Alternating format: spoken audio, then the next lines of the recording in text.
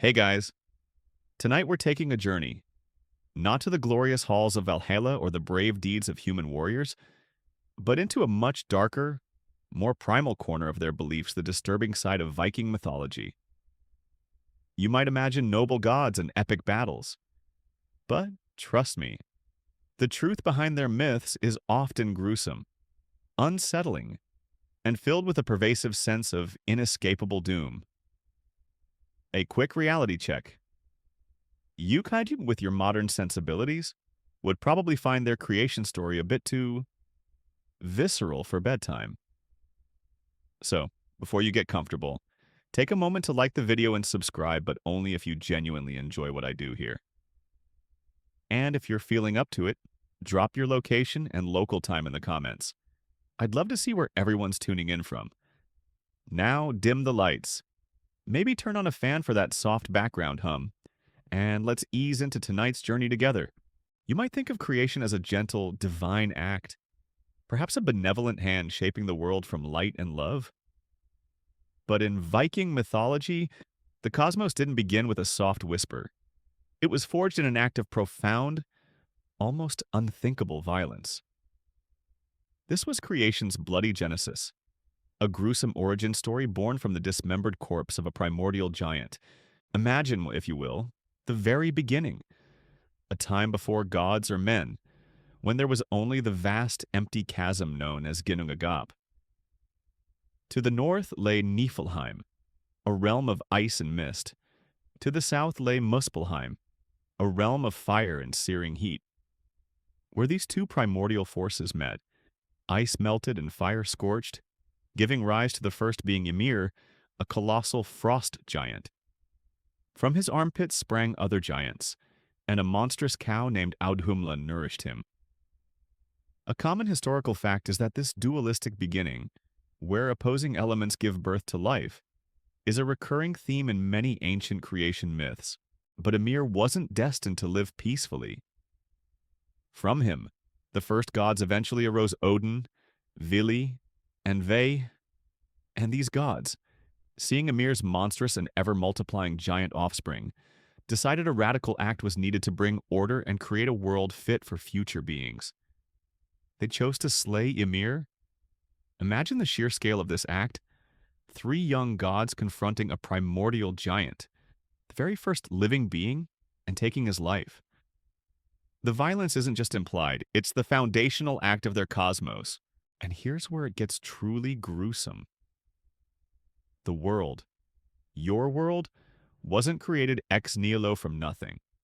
It was crafted entirely from Ymir's colossal, dismembered corpse. Imagine the gods dragging his massive body into the Ginnungagap and beginning the brutal work of carving him up. His flesh became the earth. Imagine the gods spreading his vast torn muscles and skin, forming the continents and lands you stand upon. His blood became the seas and oceans. Picture gallons upon gallons of giant's blood flowing, filling the great chasms and valleys, forming the vast, dark waters that surround the lands.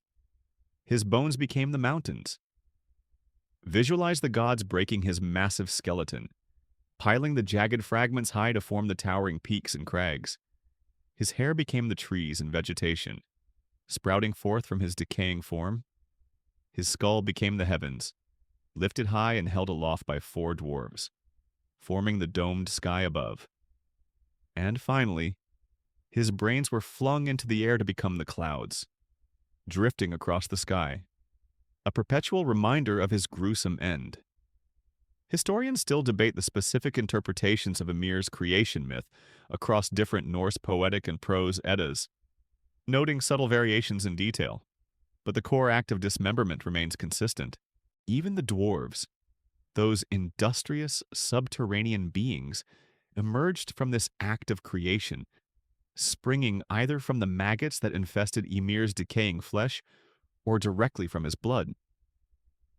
Imagine that your very existence, even if you're a hard-working craftsman of the earth, traces its lineage back to the putrefaction of a giant. This bloody genesis sets a grim tone for the entire Norse cosmos. It tells you that violence isn't just a part of their world, it's woven into its very fabric, a fundamental, creative force. It tells you that life comes from death and creation from destruction. There's no gentle, benevolent beginning, just the raw, visceral act of carving a world out of a corpse. This primal violence, born at the very dawn of time, foreshadows the cycle of destruction and rebirth that will eventually culminate in Ragnarok, the twilight of the gods. So, as you hear the distant echoes of primeval chaos, remember that the beautiful world you inhabit, in Viking mythology, sprang from an act of unspeakable, primordial gore. It certainly makes you appreciate a more sanitized version of creation, doesn't it? For the Vikings, the universe was literally built from the body of a giant, a testament to a world where life and death were inextricably, often brutally, intertwined. You've just been introduced to the truly gruesome genesis of the Norse cosmos, a creation story steeped in primordial violence. Now, let's turn our attention from the creation of the world to the chief of the gods himself, the All-Father Odin. Forget the wise, benevolent leader. The truth of Odin's obsessive sacrifices reveals a chilling pattern of self-mutilation and disturbing acts of personal agony, all undertaken for a relentless, almost desperate quest for knowledge and power. Imagine Odin, not as a remote, untouchable deity, but as a being consumed by an insatiable hunger for wisdom. He understands that knowledge holds the key to power, to understanding the past, present, and future, and ultimately, to facing the inevitable doom of Ragnarok. But this wisdom comes at a terrifying personal price, and Odin is willing to pay it again and again, with his own flesh and blood, his most famous sacrifice. A common historical fact often celebrated in sagas is the loss of his eye. Imagine Odin, driven by his relentless quest, approaching the Well of Mimir, a sacred spring whose waters contain all wisdom and knowledge. Mimir, the guardian of the well, demands a steep price for a single drink one of Odin's eyes. Without hesitation, Odin plucks out his own eye, offering it as a sacrifice. Imagine the pain, the blinding flash of agony, and the permanent disfigurement. He chooses to live forever with a gaping, empty socket, a constant physical reminder of the extreme cost of his pursuit of wisdom. This isn't just a symbolic act, it's a brutal, self-inflicted wound for the sake of abstract knowledge. But Odin's self-mutilation doesn't stop there. He also hungers for the knowledge of the runes, the magical symbols that unlock the secrets of the cosmos and allow one to control fate. To gain this forbidden knowledge, Odin undertakes an even more agonizing sacrifice. He hangs himself from Yggdrasil, the world tree, for 9 days and 9 nights, pierced by his own spear. Gungnir? Imagine the slow, torturous agony suffocating, bleeding, dangling between the realms, constantly on the brink of death, yet clinging to life with sheer willpower. He is neither alive nor dead, suspended in a liminal state, enduring immense suffering to gain insight into the mysteries of existence. During this ordeal, he famously receives the runes. Scholars still debate the precise ritualistic parallels between Odin's self-hanging and real-world Norse sacrificial practices, but the mythical act highlights the extreme asceticism and pain endurance associated with gaining deep wisdom, and his quest for knowledge often leads him to the dead. Odin is a god of death, particularly of those fallen in battle, but he also possesses an unsettling fascination with necromancy. Imagine Odin, cloaked and hooded, riding his 8-legged horse Sleipnir down to the dark, chilling realm of Helheim, the underworld, to consult with the dead. He sometimes raises a vulva Ceres from her grave, disturbing her eternal rest, forcing her to reveal prophecies of the future, even Ragnarok. This isn't respectful communion, it's a coercive act, forcing knowledge from unwilling spirits, further emphasizing his relentless, almost ruthless pursuit of information at any cost. Even his very nature, as the god of battle frenzy and poetic inspiration, hints at a disturbing internal obsession. He inspires berserkers, warriors who enter a trance-like state of uncontrollable rage in battle, impervious to pain, but also unhinged from sanity. This connection to a wild, destructive madness suggests that Odin's pursuit of power and knowledge is not always calm or rational. It often verges on the obsessive and the terrifying. He embodies a raw, untamed power that can be both creative and destructive. Odin also frequently disguises himself, wandering among mortals, sowing discord, testing warriors, and gathering information. Imagine encountering a seemingly harmless old man, only to realize later, perhaps by the empty eye socket hidden under his hat, that you've been speaking with the terrifying, manipulative All-Father himself. This constant deception, this willingness to manipulate and instigate, reveals a cunning, almost ruthless, side to his wisdom. Historians still debate the extent to which Odin's character reflects real-world shamanistic practices among Norse peoples, with his self-sacrifice and journeying to other realms hinting at altered states of consciousness. So, as you hear the distant whispers of ancient wisdom, remember that the knowledge and power of the All-Father, Odin, came at an incredibly high and often gruesome personal cost. His obsessive sacrifices, his self-mutilation, and his willingness to disturb the dead reveal a darker, more unsettling side to the chief of the Norse gods, a relentless pursuit of power that transcended pain and even sanity. It certainly makes you appreciate modern educational methods that don't require you to pluck out an eye for a diploma. Doesn't it for Odin? Wisdom was a terrible, beautiful agony. You've just witnessed Odin's chilling, obsessive sacrifices for knowledge, revealing a darker side to the All-Father. Now, let's turn to another prominent figure in Norse mythology, the trickster god Loki, and explore the truly terrifying and often disturbing progeny he brings into the world. Forget cute mythological creatures. Loki's children are monsters of cosmic dread, destined to bring about the end of days. This is the truth of Loki's monstrous offspring, and their terrifying fates. Imagine Loki, a figure of chaotic charm and mischievous cunning. He's often depicted as handsome, witty, and a close companion to the gods, especially Odin. But beneath that playful exterior lies a darker, more destructive nature, and his choice of partners often reflects this. His union with Angerboda, a Jotun giantess from Jotunheim, a realm associated with chaos and wilderness, produces three beings so monstrous, so utterly terrifying, that even the gods are filled with dread at their very existence. First, there is Fenrir, the giant wolf. From the moment he is born, Fenrir grows with terrifying speed, his hunger insatiable, his size becoming colossal. Imagine the gods watching this creature, realizing with growing horror that he is a threat to all existence. They try to raise him, but only Tyr, the god of law and heroic glory, is brave enough to feed him. His power becomes so immense that the gods know he cannot be contained by conventional means. This isn't a loyal pet, it's a living, growing prophecy of destruction. They decide he must be bound, but no ordinary chain can hold him. A common historical fact is that the story of Fenrir's binding by the gods using the magical, unbreakable Gleipnir is one of the most famous and central myths illustrating the Norse concept of inescapable fate. Imagine the gods resorting to deception, challenging Fenrir to test his strength against a series of increasingly stronger fetters. He breaks them all with ease. Finally, they commission the dwarves, masters of craftsmanship, to forge Gleipnir, a thin, silken ribbon made from impossible ingredients the sound of a cat's footfall, the beard of a woman, the roots of a mountain, the sinews of a bear, the breath of a fish, and the spittle of a bird.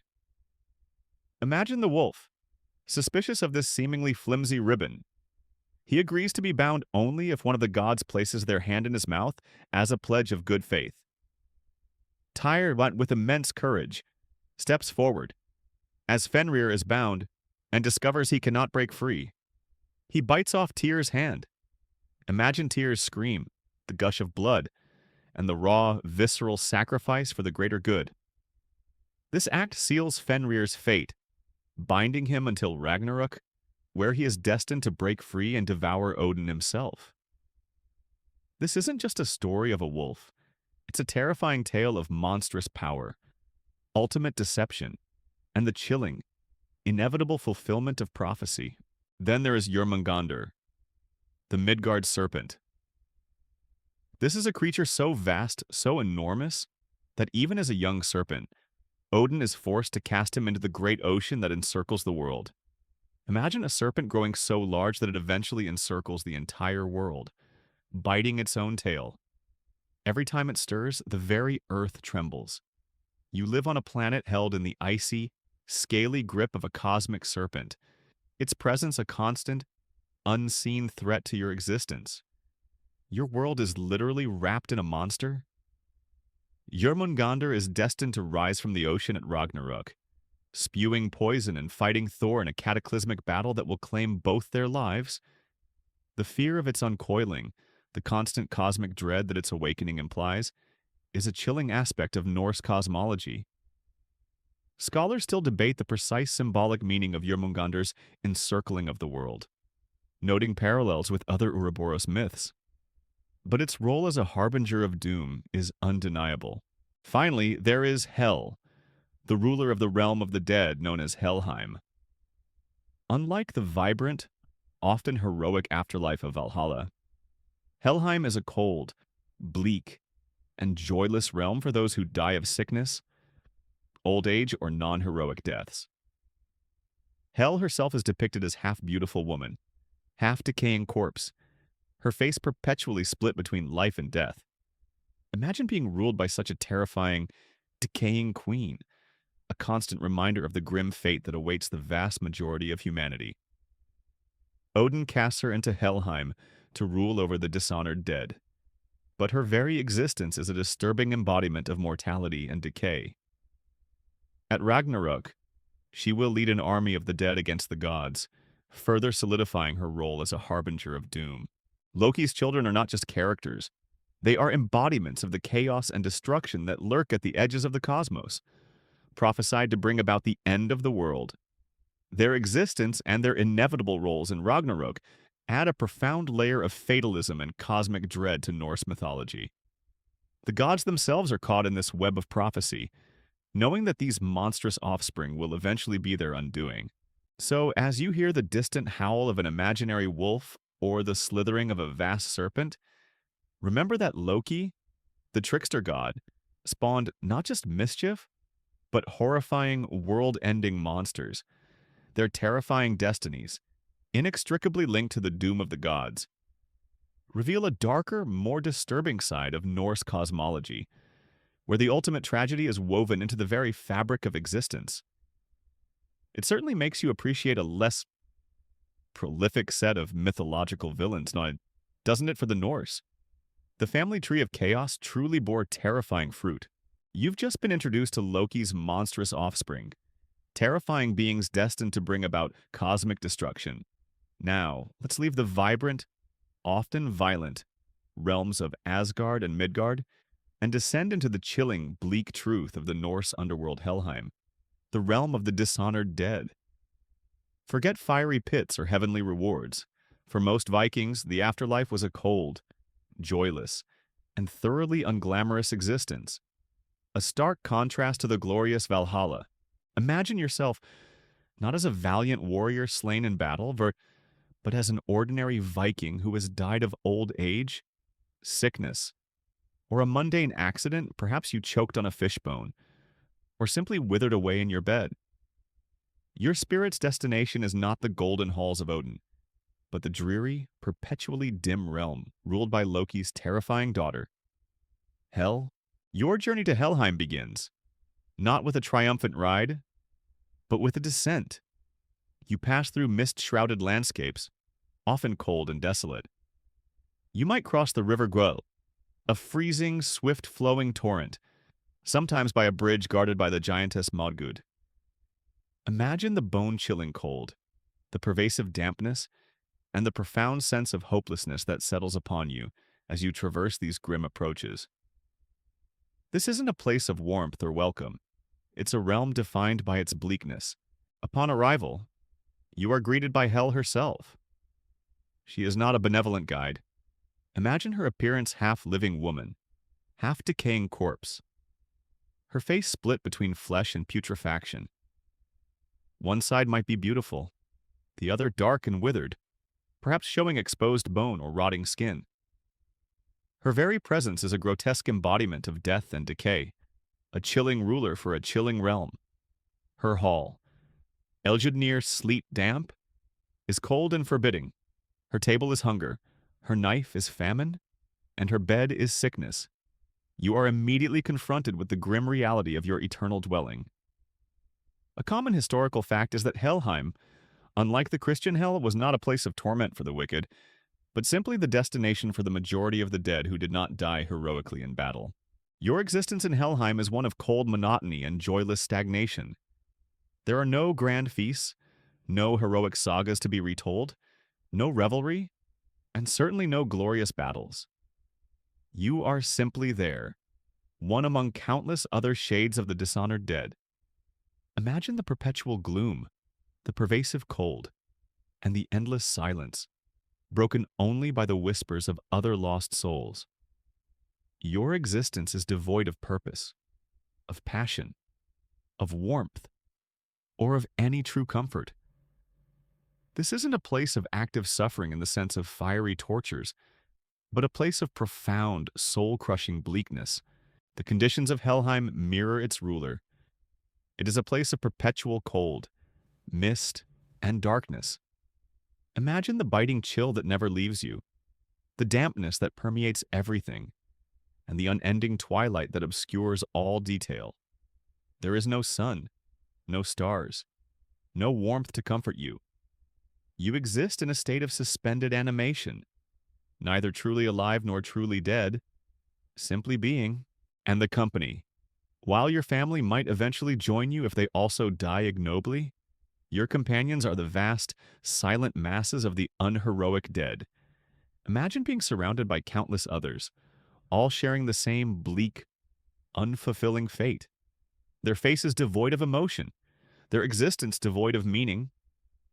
There's no great reunion, no joyous afterlife, just a collective, quiet misery. Scholars still debate the precise implications of dying in specific ways for your afterlife destination in Norse mythology, but the concept of a cold, less desirable realm for those not chosen for Valhalla or Folkvanger is clear. Helheim also serves as the prison for the bound Loki, and for Fenrir before Ragnarok. And it is from here that the army of the dead will march at the final battle. An unsettling detail that links your grim afterlife directly to cosmic destruction. Even in death, you are part of a larger, terrifying, and ultimately doomed cosmic cycle. The stark contrast with Valhalla, Odin's hall where chosen warriors feast and fight until Ragnarok, highlights the unglamorous fate of the majority. The Viking emphasis on dying bravely in battle wasn't just about earthly glory. It was about avoiding the dreary, unremarkable eternity of Helheim. It drove warriors to seek a violent, heroic death, knowing that the alternative was a chilling, joyless existence in the underworld. So, as you hear the distant echoes of a mournful wind, remember that for most Vikings, the afterlife was not a place of comfort or reward, but a cold, bleak, and perpetually unglamorous realm of endless tedium. Helheim was a chilling testament to a cosmology where heroic death was the only escape from a truly miserable eternity. It certainly makes you appreciate the concept of a warmer, more welcoming afterlife, doesn't it? For the Vikings, even death could suck. You've just peered into the bleak and unglamorous realm of Helheim, the chilling destiny for most Norse dead.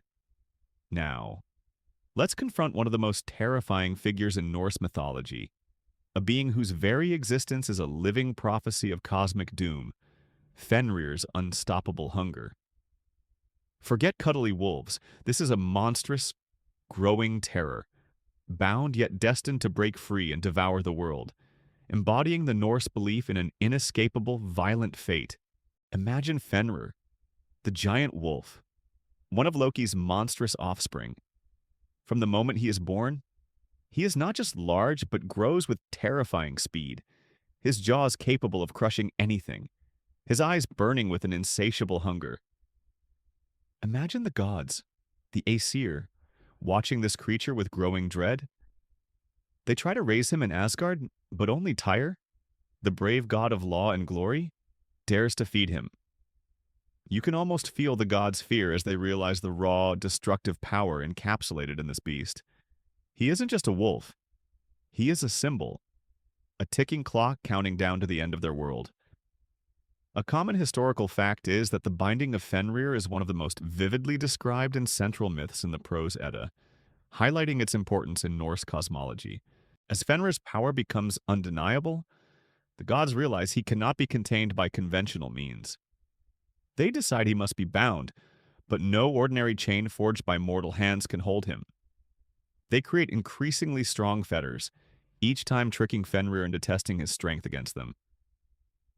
Imagine the tension as Fenrir, suspicious yet prideful, effortlessly snaps the first two chains, lading and dromi. He's powerful, arrogant, and growing more dangerous with each failed attempt to shackle him. Finally, the gods resort to a cunning and ultimately cruel deception. They commission the dwarves, master smiths and artificers of the unseen world, to forge Gleipnir, a magical, unbreakable ribbon. Imagine the impossible ingredients whispered: the sound of a cat's footfall, the beard of a woman, the roots of a mountain, the sinews of a bear, the breath of a fish, and the spittle of a bird. This seemingly flimsy silken band is imbued with unimaginable strength, precisely because it is made from things that do not exist, or are ephemeral. When the gods present Gleipnir to Fenrir, he is deeply suspicious of its thinness. He agrees to be bound only on one terrifying condition: one of the gods must place their hand in his mouth as a pledge of good faith. Imagine the chilling silence as the gods hesitate, knowing the wolf's true nature. Only Tyr, the god of courage and justice, steps forward. He calmly places his right hand into Fenrir's massive fanged maw. Imagine Tyr's bravery, the ultimate sacrifice for the greater good of the gods in the world. As Fenrir is bound by Gleipnir and discovers he cannot break free, he unleashes his fury. With a terrifying crunch, he bites off Tyr's hand at the wrist. Imagine Tyr's scream of agony, the gush of blood, and the raw, visceral price paid for delaying the inevitable. This act forever marks Tyr as a hero, but also as a tragic figure, forever maimed. Fenrir is then anchored to a great rock, deep underground, with a sword jammed in his mouth to keep his jaws open and prevent him from biting. Imagine the wolf's incessant snarling, the foam dripping from his open jaws forming the river Von. He is bound, but not defeated. Scholars still debate the precise symbolism of Tyr's sacrifice, often linking it to themes of law, order, and the necessary price of cosmic balance. This is the central, terrifying truth of Fenrir. He is bound to one, but his hunger, his power, and his ultimate destiny are unstoppable. The gods know that at Ragnarok, the twilight of the gods, Fenrir is prophesied to break free from Gleipnir. He will then run rampant across the 9 realms, his jaws wide, consuming everything in his path, ultimately fulfilling his chilling destiny by devouring Odin, the All-Father himself. Imagine the despair of the gods, knowing their efforts are merely a delay, that their greatest enemy is growing stronger, even in his bonds, and that their chief will fall to his insatiable hunger. Fenrir embodies the pervasive fatalism of Norse mythology. His story is not one of a monster defeated. It's a monster temporarily contained, whose terrifying role in the ultimate destruction of the cosmos is already written. His hunger is not just for flesh, it's a cosmic hunger for the end of all things, a terrifying force of entropy that cannot be averted. So, as you hear the distant, ominous rumble of an imaginary wolf's growl? Remember that Fenrir is not just a wolf from a story. He is a terrifying prophecy, a cosmic engine of destruction, whose unstoppable hunger will one day consume even the gods themselves. His chilling tale reveals the darker, fatalistic side of Norse mythology, where ultimate doom is an inescapable truth. It certainly makes you appreciate a world where the biggest wolf you might encounter is in a petting zoo, doesn't it? For the Norse, the end was truly guaranteed by a hunger that could not be sated. You've just confronted the terrifying prophecy of Fenrir, the unstoppable wolf whose hunger will eventually consume even Odin himself. Now, let's turn to another of Loki's monstrous children, a creature whose presence alone defines cosmic dread, Jormungandr, the world serpent's embrace. Forget a mythical sea monster. This is a being so vast, so intertwined with the very fabric of existence, that its movements herald cataclysm, embodying a chilling reality where your entire world is held in the coils of a venomous beast. Imagine Jormungandr, born of Loki and the giantess Angerboda, alongside Fenrir and Hel. Even as a young serpent, its growth is so rapid, so immense, that Odin, filled with dread, casts it into the great ocean that encircles Midgard, the human realm. Imagine this tiny serpent falling into the vast, dark waters, and then beginning to grow, and grow, and grow. Its growth is unstoppable, a horrifying expansion until it becomes so colossal that it encircles the entire world, biting its own tail in a perpetual grim embrace. This is why it's known as the Midgard serpent. Imagine that you live on a planet that is literally held in the scaly, venomous grip of a single colossal serpent. Its presence is a constant, unseen weight, a cosmic dread that permeates every aspect of existence. Every ship that sails, every fish that swims, every coastal community lives under the shadow of its vast coils. A common historical fact is that Jormungandr biting its tail is an iconic image in Norse mythology, symbolizing both the cyclical nature of time and the impending doom. The very movements of Jormungandr are terrifying. When it stirs, when it shifts its massive body in the depths of the ocean, the earth itself trembles. Imagine experiencing an earthquake, a tsunami, or a sudden violent storm, and knowing that these cataclysms are not just natural disasters, but the physical manifestations of a world-encircling serpent stirring in its sleep. Your world is literally shaken by the dreams or discomforts of a monster. This creates a pervasive sense of cosmic instability, a constant reminder that the ground beneath your feet is not as solid as it seems, and that chaos lurks just beneath the surface of the seas. Then there's its venom. Jormungandr is a creature of immense toxicity. Its breath is poison, its very being imbued with a lethal potency. Imagine the terrifying prophecy at Ragnarok, when it rises from the ocean. It will spew venom across the sky and seas, poisoning the very air you breathe, tainting the waters, and spreading death indiscriminately across the realms. This isn't just a physical threat, it's an existential one, promising an environmental cataclysm that will leave nothing uncorrupted. The thought that your world is encircled by something so lethal, so inherently toxic, adds another layer of grimness to Norse cosmology. Scholars still debate the precise origins of the Jormungandr myth and its parallels with other world serpent figures in global mythologies. Noting the recurring theme of a primordial beast encircling the cosmos, Jormungandr's ultimate destiny is inextricably linked to the doom of the gods, particularly to Thor, the god of thunder. They are fated enemies. Imagine the chilling prophecy at Ragnarok. Jormungandr will rise from the ocean, causing massive tidal waves and consuming the lands. Thor will meet him in a cataclysmic battle, wielding his mighty hammer Mjolnir. He will slay the serpent, but the victory will be short-lived. Thor will only manage to take 9 steps before succumbing to Jormungandr's venom, dying from the poison even in his moment of triumph. Imagine the despair of knowing that even the mightiest of gods, the protector of Midgard, cannot escape the serpent's lethal embrace. This highlights the inevitable and inescapable nature of fate in Norse mythology. The chilling reality of Jormungandr is that it is a constant, unseen threat. You don't see it every day, but its presence is always there, a profound cosmic burden.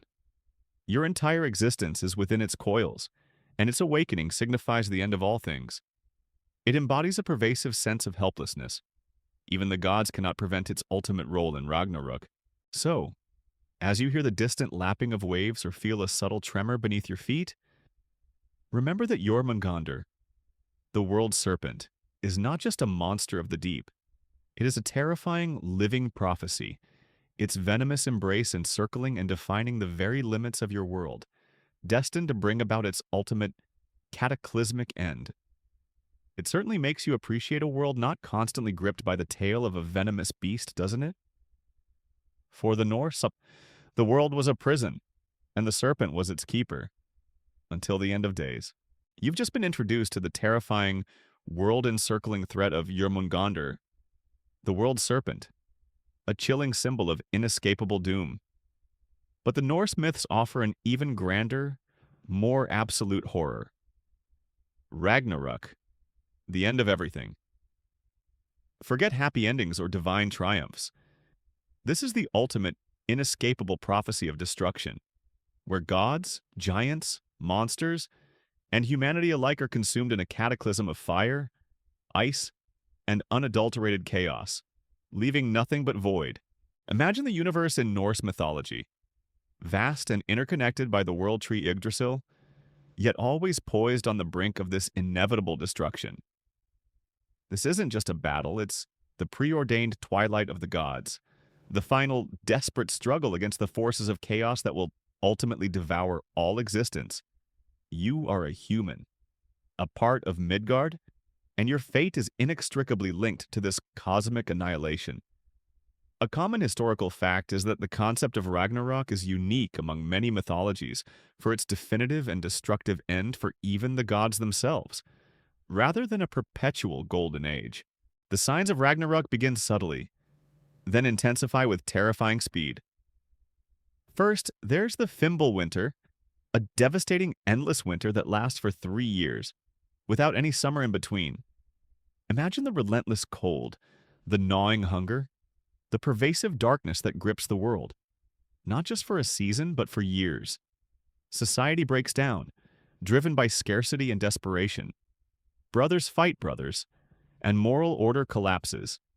This prolonged, freezing misery is the grim prelude, a slow death that tests the very limits of endurance before the final, fiery crescendo. You experience the chilling reality of a world dying not with a bang, but with a prolonged, agonizing whimper of cold and despair. Then come the truly terrifying cosmic events. The great wolf Skoll finally catches the sun, and his brother Hati devours the moon. Imagine the sudden, absolute darkness that descends upon the realms, plunging everything into an eternal night. The stars vanish. The very sources of light and warmth are consumed, leaving a world cold, dim, and utterly vulnerable. The earth begins to tremble violently as Fenrir strains at his bonds, and Jormungandr stirs in the depths. At this point, the monstrous children of Loki break free.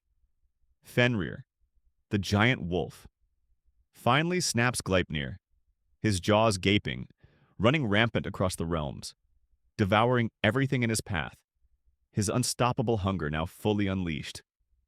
Imagine his terrifying roar, the sheer scale of his destruction as he races towards Asgard, and from the ocean depths.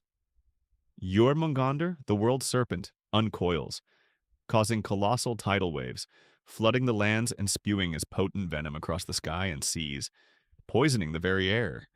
Your world is drowning in water and venom. From the chilling realm of Helheim, Loki's daughter Hel leads an army of the dishonored dead, vast legions of the sickly and the old, marching from the underworld to join the battle against the gods. And from the fiery realm of Muspelheim, the fire giants, led by Surtur, emerge, wielding a flaming sword that shines brighter than the sun, bringing apocalyptic fire that will consume everything.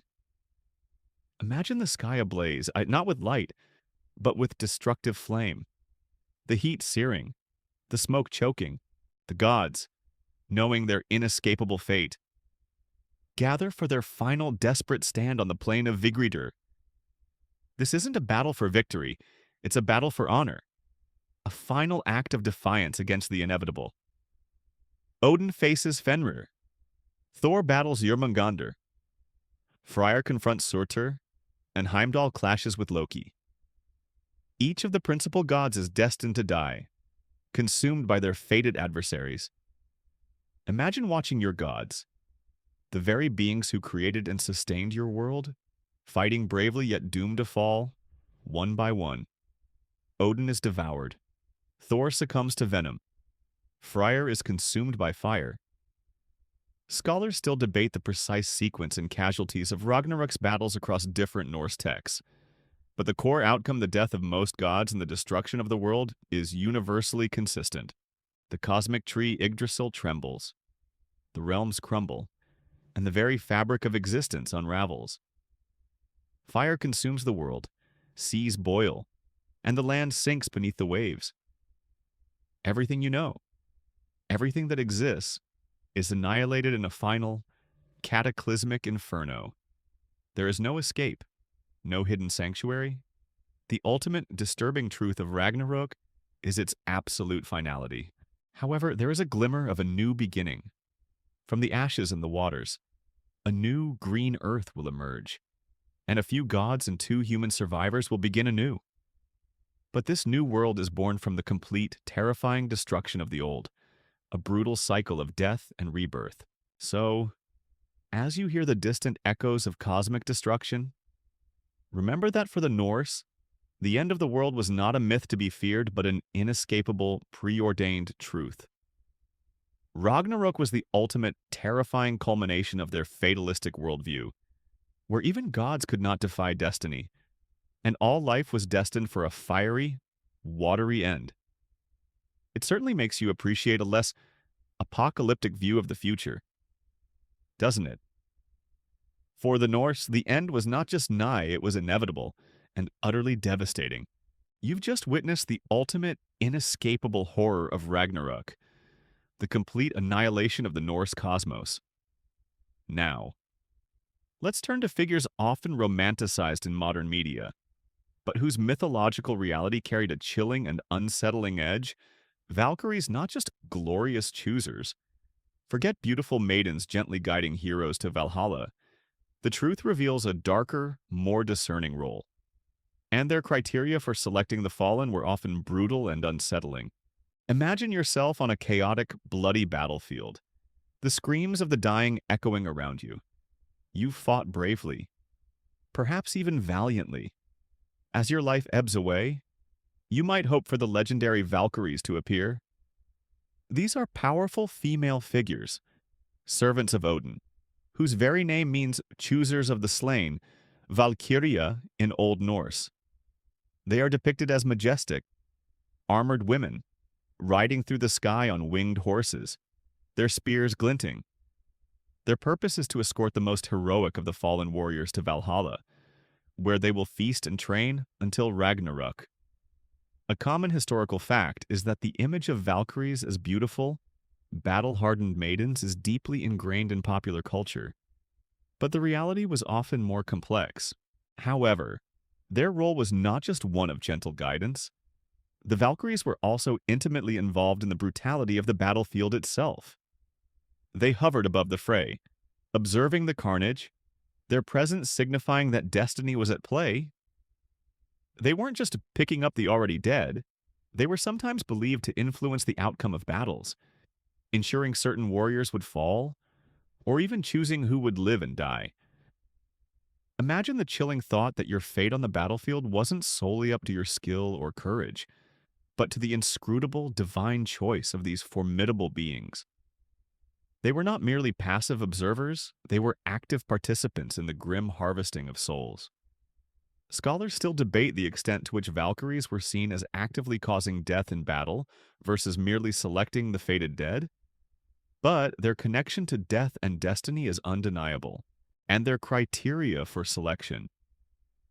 It wasn't always about being the best fighter in a modern sense. It was about dying a heroic, violent death in battle. Imagine being a brave farmer who died defending his home, or a skilled craftsman who perished in a raid on a foreign shore.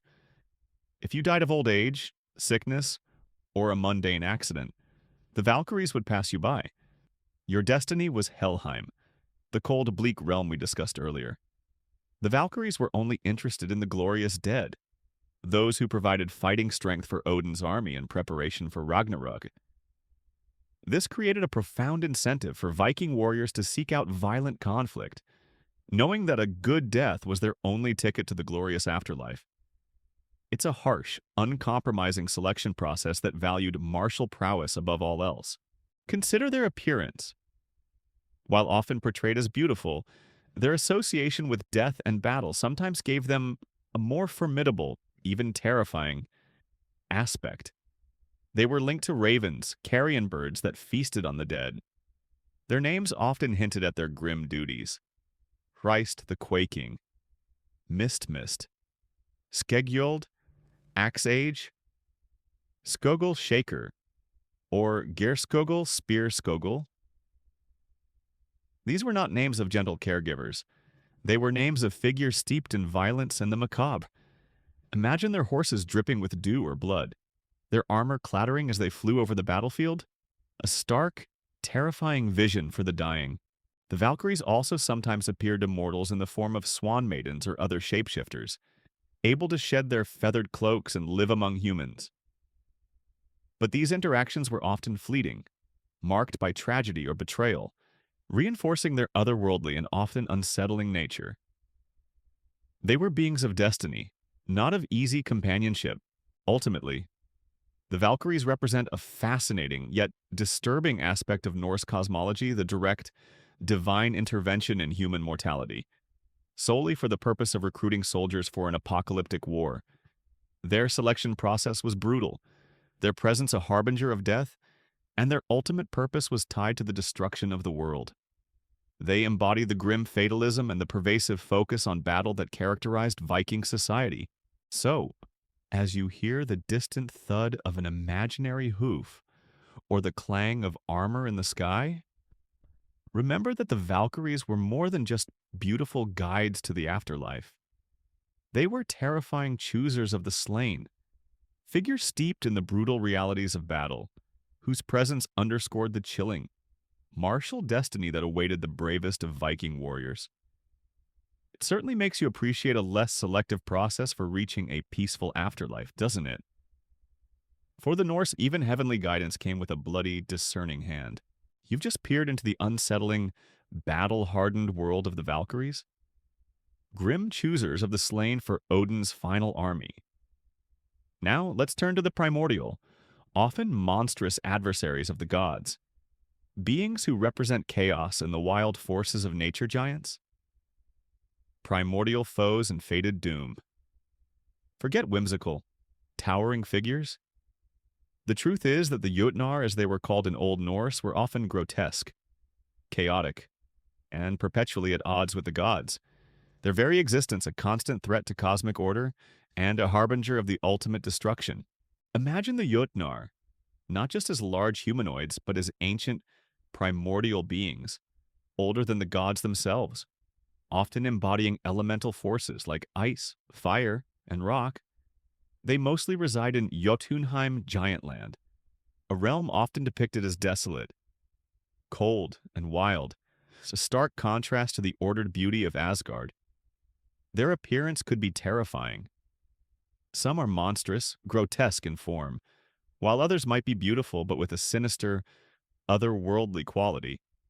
They are often described with sharp teeth, clawed hands, and immense raw power.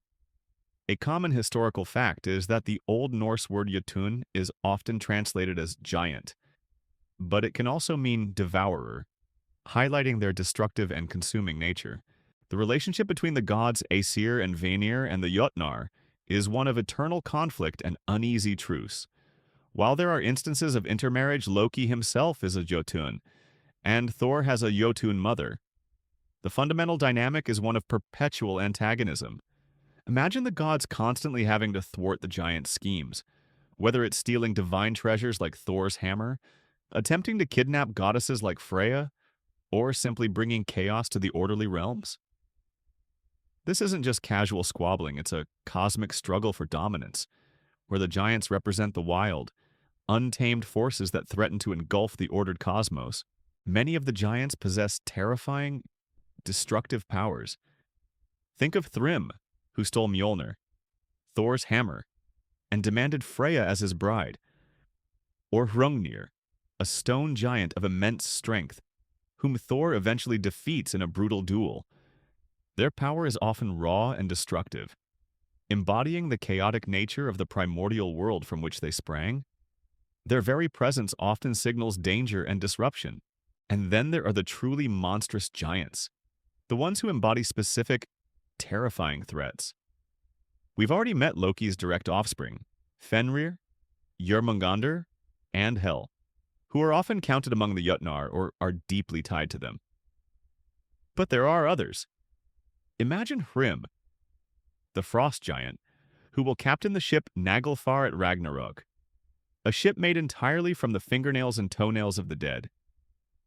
This chilling detail ties the very remnants of human mortality to the forces of cosmic destruction. The constant threat from the giants meant that the gods themselves often had to resort to cunning, deception, or outright brutality to deal with them. Odin uses trickery against them, and Thor, the primary giant slayer, often resorts to immense skull-crushing violence. Imagine Thor, with his hammer, smashing the heads of giants, often in a fit of rage. Their conflict is rarely elegant. It's a visceral, no-holds-barred struggle for survival. Scholars still debate the precise sociological function of the giants in Norse mythology, often seeing them as representations of the untamed wilderness and the forces of nature that ancient Norse people constantly battled against. The giants are also inextricably linked to Ragnarok, the end of the world. They are not just defeated, they are fated to return in overwhelming numbers to finally clash with the gods in the ultimate cataclysm. Imagine the despair of knowing that these ancient foes, though often thwarted, are destined to be the undoing of your world. Surt, the fire giant from Muspelheim, wielding his flaming sword, is prophesied to be the one who will engulf the entire cosmos in fire, bringing about the final destruction. Their fate is to bring chaos, and eventually, the end. This constant conflict with the Jötnar permeates the worldview of the Norse. It tells you that chaos is always at the door, that order is constantly threatened by vast, untamed forces, and that even the gods themselves are locked in a perpetual, ultimately unwinnable, struggle against primordial destruction. Their existence embodies the pervasive sense of fatalism and the understanding that entropy will eventually triumph. So, as you hear the distant rumble of an imaginary giant's footsteps, remember that the Jötnar were not just larger-than-life characters, they were terrifying, primordial foes, embodying chaos and destruction, and their eternal conflict with the gods was a chilling prophecy of the ultimate, inescapable doom for all existence. It certainly makes you appreciate a world where your biggest natural adversary isn't a literal giant, doesn't it? For the Norse, the giants were a constant, cosmic reminder that chaos always lurked at the edges, waiting for the end. You've just explored the terrifying, primordial nature of the Jötnar, the giants whose very existence spelled chaos and eventual doom for the Norse cosmos. Now, as our journey through the disturbing side of Viking mythology concludes, let's reflect on the most pervasive, profound, and perhaps most unsettling characteristic of their entire belief system: the grim acceptance of fate. Forget the comforting narratives of divine intervention saving the day. Norse cosmology was permeated by a deep, unwavering fatalism, where even gods could not escape their preordained destiny. And ultimate destruction was not just a possibility, but an inevitable truth. Imagine yourself as a Viking, living in a harsh, unpredictable world. You face relentless natural forces, constant warfare, and the daily struggle for survival. Your myths don't offer false hope. Instead, they reinforce a fundamental truth: everything is fated. From the moment of creation, when Ymir's body was dismembered, to the final cataclysmic fires of Ragnarok, The entire cosmic drama is already written. The gods themselves, even the mighty Odin, are bound by this overarching destiny. Imagine the psychological impact of living with the absolute knowledge that your ultimate end, and the end of your world, is already decided, unchangeable, and irreversible. A common historical fact is that the concept of wired fate or destiny was central to the Germanic and Norse worldview, influencing their approach to life and death. This fatalism is woven into the very fabric of their divine narratives. You see it in Odin's obsessive quest for knowledge, his desperate sacrifices not to avert Ragnarok, but to understand it, and perhaps to prepare himself and his chosen warriors for their final, doomed stand. He knows his fate to be devoured by Fenrir.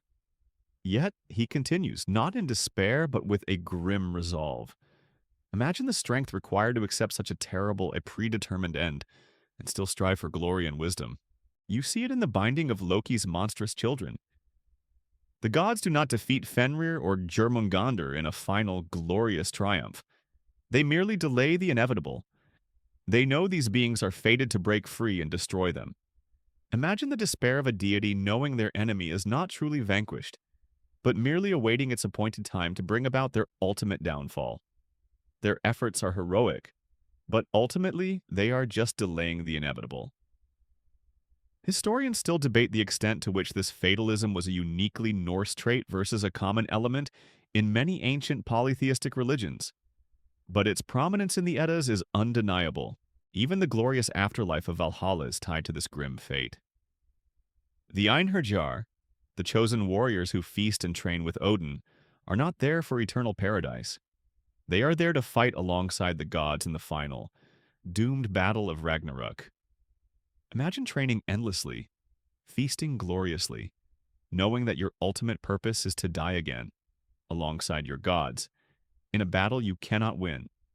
The reward is not eternal peace, but a final, heroic, and utterly destructive struggle. This redefines heroism not as winning, but as facing your fated doom with courage and honor. This pervasive fatalism created a profound bleakness in their outlook. There was no promise of a perpetual golden age, no ultimate triumph of good over evil in a simplistic sense. The cosmic cycle was one of creation, life, destruction, and a new, shadowy beginning. Life was inherently brutal, and the universe itself was destined for a fiery, chaotic end. This outlook fostered a certain stoicism and pragmatism among the Norse people. Why fear death? When it is inevitable, why shy from battle? When glory in death is the only path to Valhalla. The acceptance of fate could be seen as empowering, leading to a fearless approach to life and death, driving their audacious explorations and relentless raiding. If death is coming for you anyway, better to meet it with an axe in hand, striving for glory than to wither away in bed. But it also imbued their world with a constant undercurrent of melancholic resignation, a profound awareness of the transient nature of all things, even the gods themselves. So, as you drift towards sleep, remember that the disturbing side of Viking mythology isn't just about gruesome monsters or bloody battles. It's about a deep, pervasive fatalism, a grim acceptance of an inevitable cosmic destruction that colors every myth, every legend, and every aspect of their worldview. It certainly makes you appreciate a belief system where hope can truly triumph over adversity. Doesn't it? For the Norse, the story of the universe was written in the stars, and its ending was always, tragically, the same. You have completed a journey through the darkest and deepest aspects of Viking mythology. We have explored the bloody birth of the universe, the haunting sacrifices of Odin, the monstrous children of Loki, the cold realm of Helheim, the terror of Fenrir's relentless hunger, and Jormungandr's vicious embrace, the all-destroying Ragnarok, the harsh choices of the Valkyries, the primal nature and fateful destruction of the giants, and finally the grim acceptance of fate that shaped their entire cosmology. As you drift off to sleep, let the vision of impending doom and resilience in the face of fate fade away. It is a poignant reminder that even in the most epic of stories, the truth can be cruel and steeped in tragedy.